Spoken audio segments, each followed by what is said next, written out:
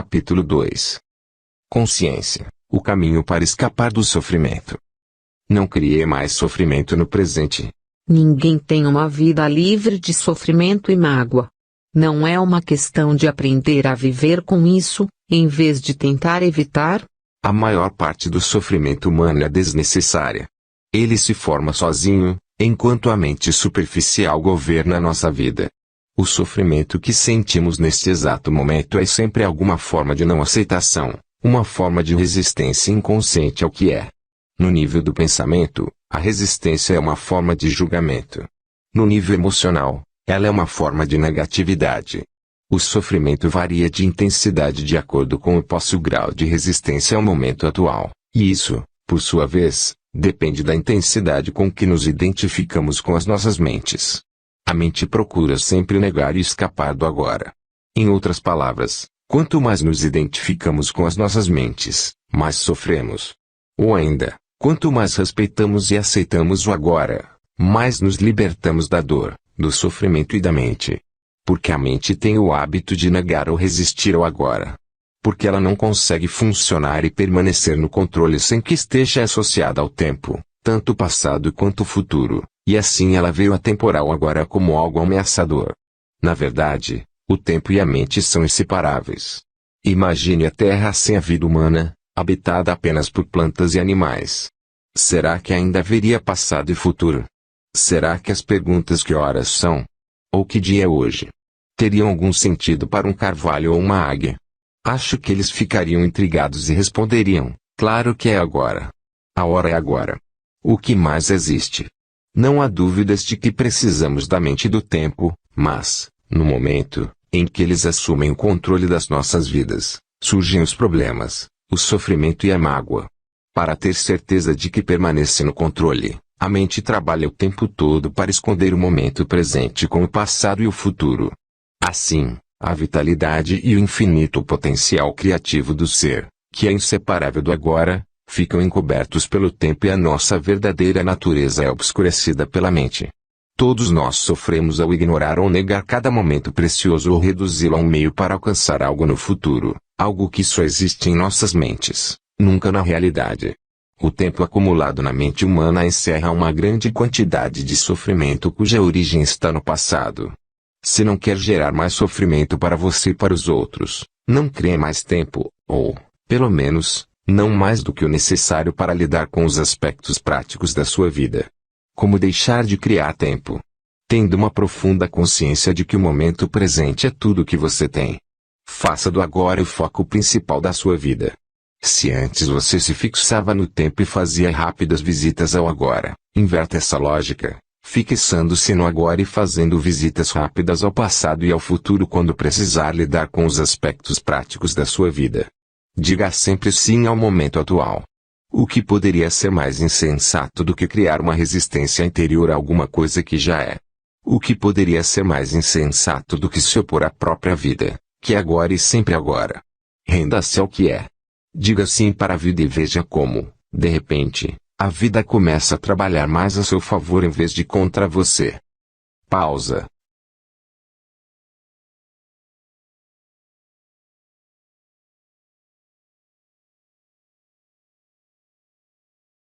Às vezes, o momento atual é inaceitável, desagradável ou terrível. As coisas são como são. Observe como a mente julga continuamente o comportamento, atribuindo nomes às coisas. Entenda como esse processo cria sofrimento e infelicidade. Ao observarmos o mecanismo da mente, escapamos dos padrões de resistência e podemos então permitir que o momento atual exista. Isso dará a você uma prova do estado de liberdade interior, o estado da verdadeira paz interior. Veja então o que acontece e parta para a ação, caso necessário ou possível. Aceite, depois haja. O que quer que o momento atual contenha, aceite-o como uma escolha sua. Trabalhe sempre com ele, não contra. Torne-o um amigo e aliado, não seu inimigo. Isso transformará toda a sua vida, como por milagre. Pausa.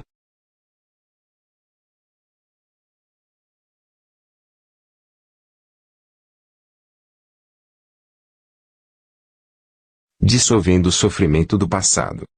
Enquanto não somos capazes de acessar o poder do agora, vamos acumulando resíduos de sofrimento emocional. Esses resíduos se misturam ao sofrimento do passado e se alojam em nossa mente e em nosso corpo. Isso inclui o sofrimento vivido em nossa infância, causado pela falta de compreensão do mundo em que nascemos. Todo esse sofrimento cria um campo de energia negativa que ocupa a mente e o corpo. Se olharmos para ele como uma entidade invisível com características próprias, estaremos chegando bem perto da verdade. É o sofrimento emocional do corpo. Apresenta-se sob duas modalidades, inativo e ativo. O sofrimento pode ficar inativo 90% do tempo, ou 100% ativado em alguém profundamente infeliz. Algumas pessoas atravessam a vida quase que inteiramente tomadas pelo sofrimento, enquanto outras passam por ele em algumas situações que envolvem relações familiares e amorosas, lesões físicas ou emocionais, perdas do passado, abandono, etc. Qualquer coisa pode ativá-lo, especialmente se encontrar ressonância em um padrão de sofrimento do passado. Quando o sofrimento está pronto para despertar do estágio inativo, até mesmo uma observação inocente feita por um amigo ou um pensamento é capaz de ativá-lo. Alguns sofrimentos são irritantes, mas inofensivos, como é o caso de uma criança que não para de chorar. Outros são monstros destrutivos e mórbidos, verdadeiros demônios. Alguns são fisicamente violentos, outros, emocionalmente violentos. Eles podem atacar tanto as pessoas à nossa volta quanto a nós mesmos, seus hospedeiros. Os pensamentos e sentimentos relativos à nossa vida tornam-se, então, profundamente negativos e autodestrutivos. Doenças e acidentes frequentemente acontecem desse modo. Alguns sofrimentos podem até levar uma pessoa ao suicídio. Às vezes levamos um choque ao descobrir uma faceta detestável em alguém que pensávamos conhecer bem. Entretanto, é mais importante observar essa situação em nós mesmos do que nos outros. Preste atenção a qualquer sinal de infelicidade em você, qualquer que seja a forma, pois talvez seja o despertar do sofrimento. Ele pode se manifestar como uma irritação, um sinal de impaciência, um ar sombrio, um desejo de ferir, sentimentos de raiva, ira, depressão ou uma necessidade de criar algum tipo de problema em seus relacionamentos. Agarre o sinal no momento em que ele despertar de seu estado inativo. O sofrimento deseja sobreviver, mas, para isso, precisa conseguir que nos identifiquemos inconscientemente com ele. Portanto, quando o sofrimento toma conta de nós, cria uma situação em nossas vidas que reflete a própria frequência de energia da qual ele se alimenta. Sofrimento só se alimenta de sofrimento. Não se consegue alimentar de alegria. Acha indigesta. Quando o sofrimento nos domina, faz com que desejemos ter mais sofrimento. Passamos a ser vítimas ou perpetradores. Queremos infligir sofrimento, ou senti-lo, ou ambos. Na verdade, não há muita diferença entre os dois. É claro que não temos consciência disso e afirmamos que não queremos sofrer. Mas, preste bem atenção e verá que o seu pensamento e o seu comportamento estão programados para continuar com o sofrimento, tanto para você quanto para os outros. Se você estivesse consciente disso, o padrão iria se desfazer, porque desejar mais sofrimento é uma insanidade, e ninguém é insano conscientemente. O sofrimento, a sombra escura projetada pelo ego, tem medo da luz da nossa consciência. Teme ser descoberto. Sobrevive graças à nossa identificação inconsciente com ele, assim como do medo inconsciente de enfrentarmos o sofrimento que vive dentro de nós. Mas se não enfrentarmos, se não direcionarmos a luz da nossa consciência sobre o sofrimento, seremos forçados a revivê-lo. O sofrimento pode nos parecer um monstro perigoso, mas eu lhe garanto que se trata de um fantasma frágil. Ele não pode prevalecer sobre o poder da nossa presença. Alguns ensinamentos espirituais dizem que todo sofrimento é, em última análise, uma ilusão, e isso é verdade. A questão é se isso é uma verdade para você. Acreditar simplesmente não transforma nada em verdade. Você quer sofrer para o resto da vida e permanecer dizendo que é uma ilusão? Será que essa atitude livra você do sofrimento? O que nos interessa é o que podemos fazer para vivenciar essa verdade, ou seja, torná-la real em nossas vidas. Portanto, o sofrimento não quer que nós o observemos diretamente e vejamos o que ele realmente é. No momento em que o observamos, Sentimos seu campo energético dentro de nós e desfazemos nossa identificação com ele. Surge uma nova dimensão da consciência. Chama isso presença. Passamos a ser testemunhas ou observadores do sofrimento. Isso significa que ele não pode mais nos usar, fingindo ser nosso eu interior. Então, não temos mais como realimentá-lo. Aqui está nossa mais profunda força interior. Acabamos de acessar o poder do agora. O que acontece ao sofrimento quando nos tornamos conscientes o bastante para romper a nossa identificação com ele? A inconsciência cria o sofrimento. A consciência transforma o sofrimento nela mesma. São Paulo expressa esse princípio universal de uma forma linda ao dizer: tudo é revelado ao ser exposto à luz e o que for exposto à própria luz se torna luz. Assim como não se pode lutar contra a escuridão, não se pode lutar contra o sofrimento. Tentar fazer isso poderia gerar um conflito interior e um sofrimento adicional. Observar o sofrimento já é o bastante. Observá-lo implica aceitá-lo como parte do que existe naquele momento. O sofrimento consiste na energia vital aprisionada que se desprendeu do campo energético total e se fez temporariamente autônoma, através de um processo artificial de identificação com a mente. Ela se volta para dentro de si mesma e se torna algo contrário à vida, como um animal tentando comer o próprio rabo. Por que você acha que a nossa civilização se tornou tão autodestrutiva? Acontece que as forças destrutivas da vida ainda são energia vital. Mesmo quando começamos a deixar de nos identificar e nos tornamos observadores, o sofrimento ainda continua a agir por um tempo e vai tentar fazer com que voltemos a nos identificar com ele.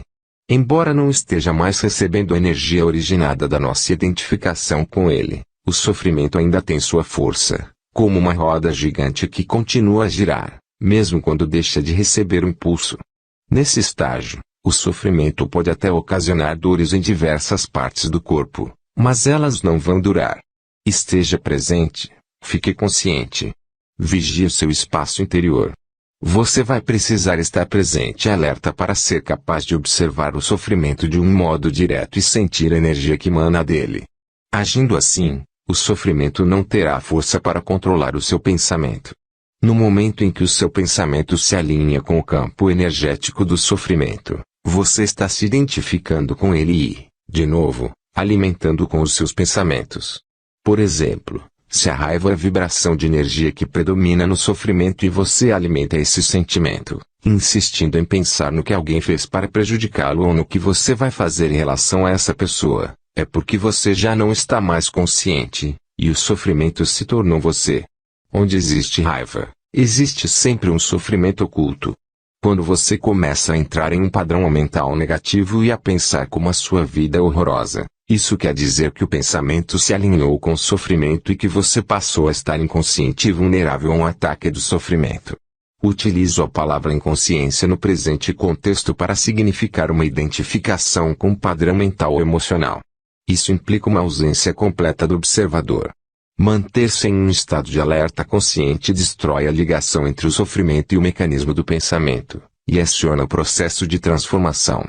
E como se o sofrimento se tornasse o combustível para a chamada da consciência, resultando em um brilho de mais intensidade.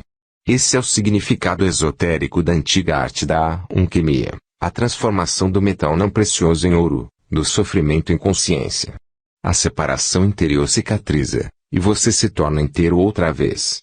Cabe a você, então, não criar um sofrimento adicional. Resumindo o processo, concentre a atenção no sentimento dentro de você. Reconheça que é o sofrimento. Aceite que ele esteja ali. Não pense a respeito. Não permita que o sentimento se transforme em pensamento. Não julgue nem analise. Não se identifique com o sentimento. Esteja presente e observe o que está acontecendo dentro de você. Perceba não só um sofrimento emocional, mas também a presença de alguém que observa, o observador silencioso. Esse é o poder do agora, o poder da sua própria presença consciente. Veja, então, o que acontece. Pausa.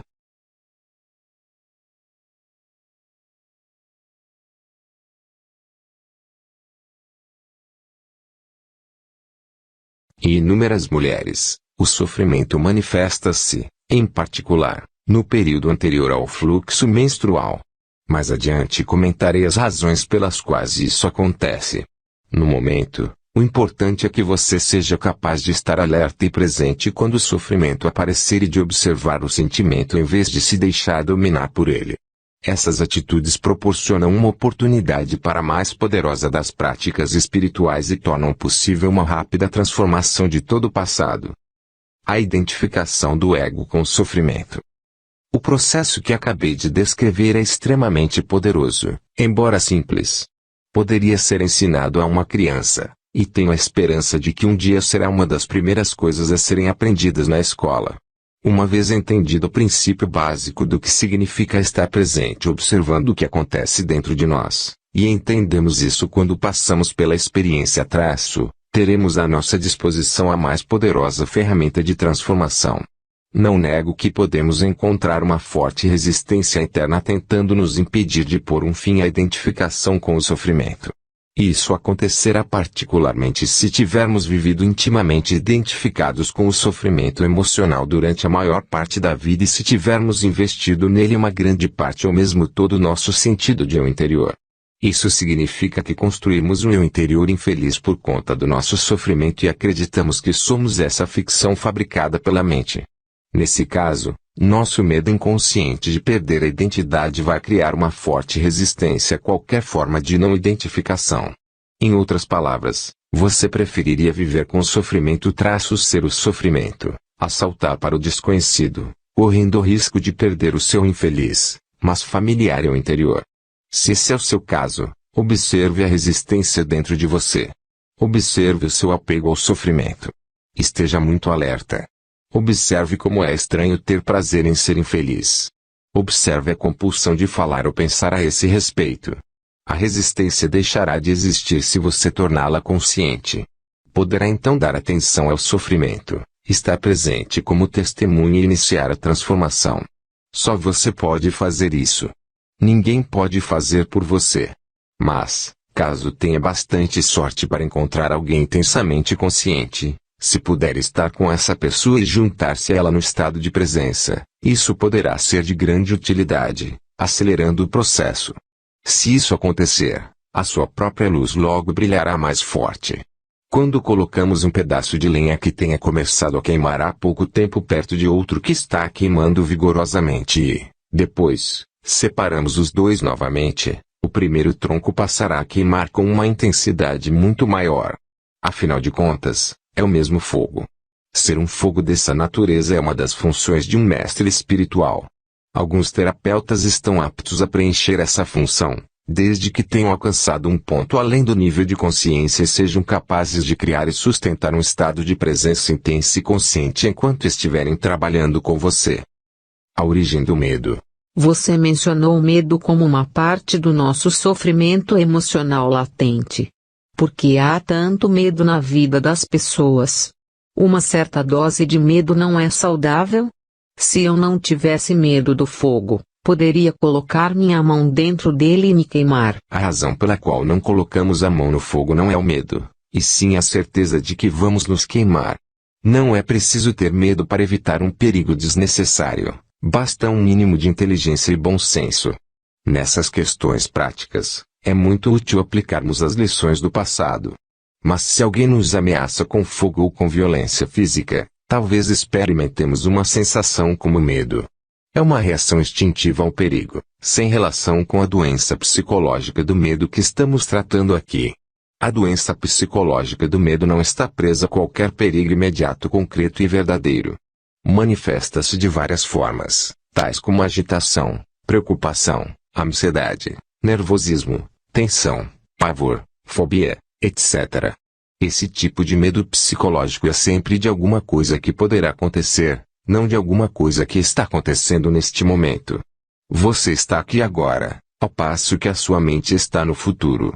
Essa situação cria um espaço de angústia. E caso estejam identificados com as nossas mentes e tivermos perdido o contato com o poder e a simplicidade do agora, essa angústia será nossa companhia constante. Podemos sempre lidar com uma situação no momento em que ela se apresenta, mas não podemos lidar com algo que é apenas uma projeção mental. Não podemos lidar com o futuro. Além do mais, Enquanto estivermos identificados com a mente, o ego rege as nossas vidas, como mencionei anteriormente. Por conta da sua natureza ilusória e apesar dos elaborados mecanismos de defesa, o ego é muito vulnerável e inseguro e vê a si mesmo em constante ameaça. Esse é o caso aqui, mesmo que o ego seja muito confiante, em sua forma externa. Agora, lembre-se que uma emoção é a reação do corpo à mente. Que mensagem o corpo está recebendo permanentemente do ego, o falso eu interior construído pela mente? Perigo, estou sob ameaça. E qual é a emoção gerada por essa mensagem permanente? Medo, é claro. O medo parece ter várias causas. Tememos perder, falhar, nos machucar traço. Mas em última análise todos os medos se resumem a um só, o medo que o ego tem da morte e da destruição. Para o ego, a morte está bem ali na esquina. No estado de identificação com a mente, o medo da morte afeta cada aspecto da nossa vida. Por exemplo, mesmo uma coisa aparentemente trivial ou normal, como a necessidade de estar certo em um argumento e demonstrar a outra pessoa que ela está errada, defendendo a posição mental com a qual nos identificamos, acontece por causa do medo da morte. Se estivermos identificados com uma atitude mental e descobrirmos que estamos errados, nosso sentido de interior baseado na mente corre um sério risco de destruição. Portanto, assim como o ego, você não pode errar. Errar é morrer. Muitas guerras foram disputadas por causa disso e inúmeros relacionamentos foram destruídos. Uma vez que não estejamos mais identificados com a mente, não faz a menor diferença para o nosso interior estarmos certos ou errados. Assim, a necessidade compulsiva e profundamente inconsciente de ter sempre razão, o que é uma forma de violência, vai desaparecer. Você poderá declarar de modo calmo e firme como se sente ou o que pensa a respeito de algum assunto, mas sem agressividade ou qualquer sentido de defesa. O sentido do interior passa a se originar de um lugar profundo e verdadeiro dentro de você, não mais de sua mente. Tenha cuidado com qualquer tipo de defesa dentro de você. Está se defendendo de quê? De identidade ilusória, de uma imagem em sua mente, de uma identidade fictícia.